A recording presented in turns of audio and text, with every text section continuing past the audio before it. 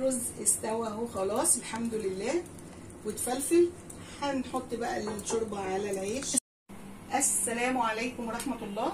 النهارده هنعمل اكله خفيفه ان كل الناس بتحبها عامه، هي طبق الفته باللحمه الضاني. احنا عندنا لحمه ضاني من العيد اهي. علشان نسلقها طبعا انتوا عارفين هنعمل فيها ايه.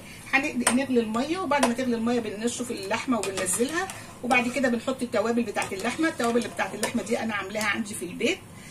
بعمل لها بحط مجموعه من حاجات يعني كده هبقول لكم عليها. فيها قرفه وفيها ورق لورو وفيها روزميري وفيها جوز الطيب وفيها حبتين قرنفل. فيها حاجات كتير هبقى اقول لكم تعملوها وازاي تضربوها في المطحنه وتخلوها عندكم في البيت.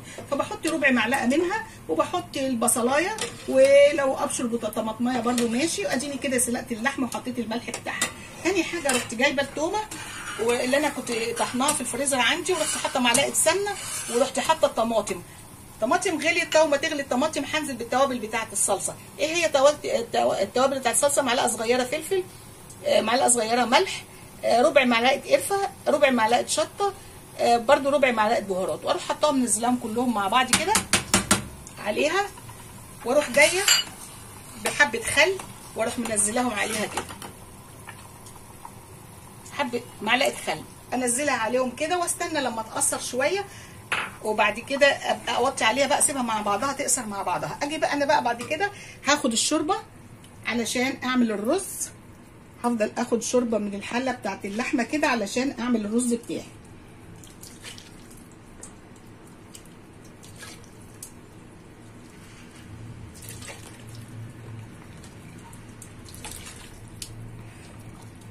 بس اخدت شوربه برده. مع الشوربه ديت انا لازم ايه ادعم برده، احط قطعه من السمن برده في الشوربه دي.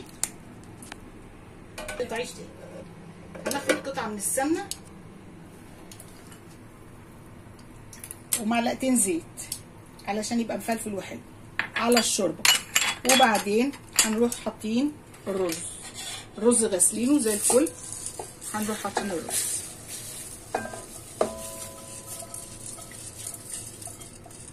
وندوق الملح بتاعها نشوفه بقى مظبوط ولا مش مظبوط.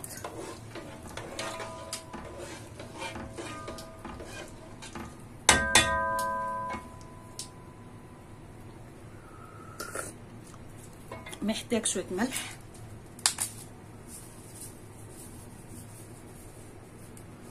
بس تمام كده خلاص على كده. ونروح قافلين عليه.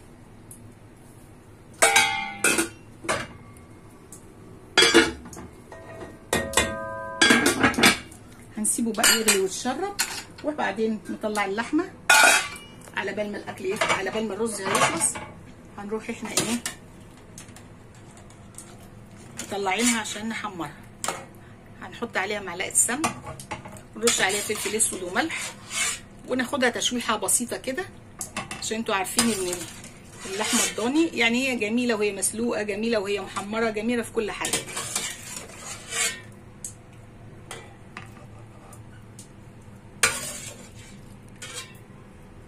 بعد كده حابين نزود على الصلصه حاجه، هنزود شوربه برده. حابين نزود على الرز هنزود شوربه برده، يطلع طعمه في منتهى الجمال. كل ما نحب نزود شوربه برده. بس كده. ولما يتفلفل الرز ان شاء الله ونحمر اللحمه ويتقفل كله ان شاء الله هرجع لكم تاني عشان نحضر طبق الفته مع بعض. اهو الرز طالما بيوصل للمرحله دي كده ويبتدي يتشرب كده، بنوطي عليه، بنغطيه ونوطي عليه. حطينا له ملح وكل حاجه، وحطينا له معلقه سمنه ومعلقتين زيت. بنوطي عليه ونحط الصاجه، او ما تسيبيه واطي عليه، ما تفتحيش عليه بقى غير لما يستوي. والرز استوى خلاص اهو الحمد لله. هنحط بقى الشوربه على العيش. قطعنا العيش وحطينا عليه رشه بسيطه فلفل اسود ورشه ملح، وبعدين هنحط عليه الشوربه سخنه خالص كده عشان العيش ده بيدوب بسرعه. مش هنبوشه قوي يعني عشان يبقى شكله ماسك نفسه شويه. وهنحط له كمان معلقه صلصه، كبشه صلصه.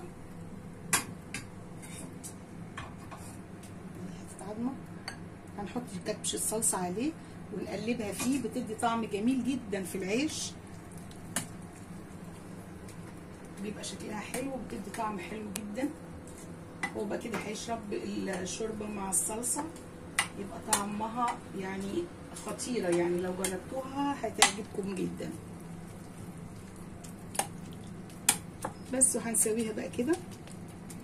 هو العيش بيشرب بسرعه، ولما تحط الرز عليه كمان ويتكتم، واللحمه هي حمرناها كمان، حطيناها في طبق بايركس ورشينا عليها صلصه وحبه ملح وحبه فلفل اسود وحطيناها على الشوايه.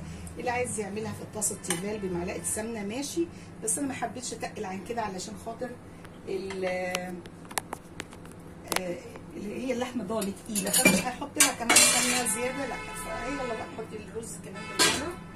نقول بسم الله.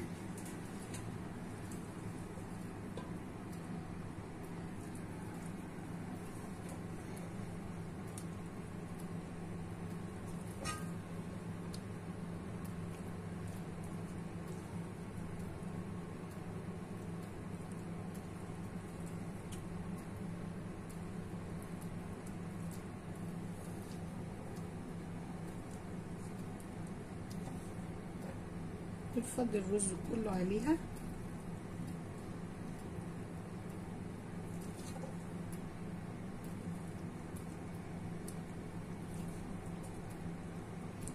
طبعا الرز ده عشان مسقي بالشوربه بيبقى طعمه جميل جدا، وطبعا العيش حاطينه عليه شوربه، فكلها يعني ما شاء الله طعمها بيبقى جميل جدا. نحطها بقى كده كبشه بس مش راضيه تشيل كويس قوي، ونسويها كده.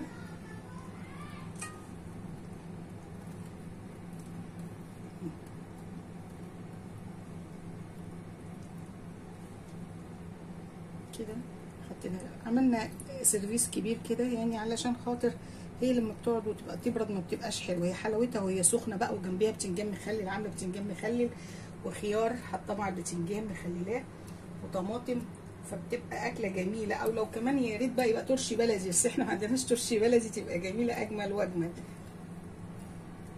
فاحنا بقى استبدلنا الترشي البلدي بالمخللات بتاعتنا اللي احنا بنعملها. بتنجان طبعا عاملينه مسلوق وعادي، وحاطين له بقى فلفل الاحمر مهروس وكده. لو حد عايز طريقه البتنجان برده ممكن ابقى اعمله له بعد كده، اكتب لي في الكومنت وانا اعمله له مخصوص. بس خلاص على كده، ونساوي بقى كده. وهنجيب الصلصه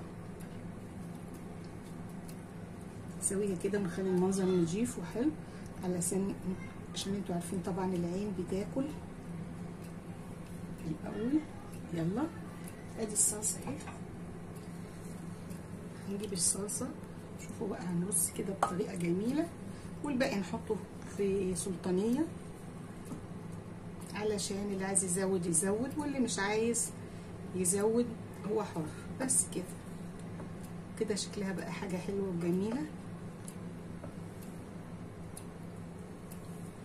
تمام خلاص كده. ونحط لحمه برده كده، نرص اللحمه كده عشان اللي ياكل يبقى جاهز قدامه اللحمه وكده، كل واحد يطلع لحمته. بس ما شاء الله يعني هيبقى طبق طعمه جميل جدا. اتمنى تجربوه وتشوفوا هيبقى قد ايه حلو. ونحاول بقى نجرنش بقى بحاجه بسيطه كده بالخيار، بخيارتين كده وطماطمايه في النص كده، وكفايه قوي على كده. المنظر كده هيبقى في منتهى الجمال. وادي البتنجان كمان معانا، البتنجان وبقيه الخيار والطماطم اللي هو معانا. ان شاء الله تطلع جميله وهتعجبكم، وجربوها وقولوا لي ايه رايكم بقى. وان شاء الله اتمنى ان هي تعجبكم. ما تنسونوش بقى في اللايك والشير والاشتراك في القناه علشان اعمل لكم كل جديد. وان شاء الله نلتقي على خير باذن الله. والسلام عليكم ورحمه الله وبركاته.